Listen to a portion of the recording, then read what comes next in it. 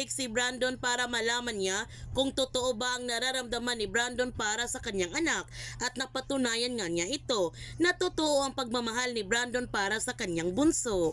Pinagalitan naman ni Secretary Kim si Brandon na nagpakalasing ito ng gusto na hindi niya kasama si Baldo at natatawa pa si Felix dahil takot pa pala si Brandon sa kanyang anak. Gayunpaman, may malaking problema si Brandon sa kanyang proposal dahil hindi niya alam kung ano ang size sa daliri ni Secretary Kim at hindi siya makabili nito ng singsing. Kaya humingi siya ng tulong kay Cyrus kung paano niya malalaman ang size sa daliri ni Secretary Kim.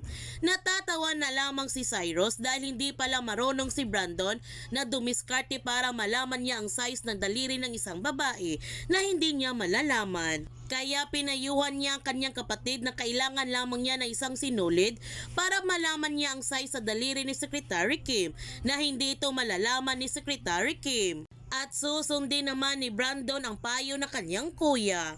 Ini-enjoy naman ni Secretary Kim ang kanyang huling pagtatrabaho sa kumpanya ni Brandon at nagkaroon sila ng party ng kanyang mga kasama sa trabaho at nalasing siya ng gusto nito. Sinundo naman siya ni Brandon at dito na nga nakahanap ng pagkakataon si Brandon na sukatin ang daliri ni Secretary Kim sa pamamagitan ng isang sinulid at nagtagumpay naman si Brandon nito. Samantala, dumating na nga ang araw sa pag-propose ni Brandon kay Secretary Kim.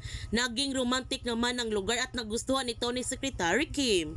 Lumuhod si Brandon para mag-propose na siya kay Secretary Kim at pumayag naman si Secretary Kim na magpakasal na sila ni Brandon. Kaya huwag natin palalapasin ang kapanapanabik na mga tagpo sa What's Wrong with Secretary Kim. Kung bago ka pa channel ko, don't forget to like, subscribe, and click notification bell para palagi kang updated sa mga videos in-upload ko. Thank you for watching and God bless to everyone!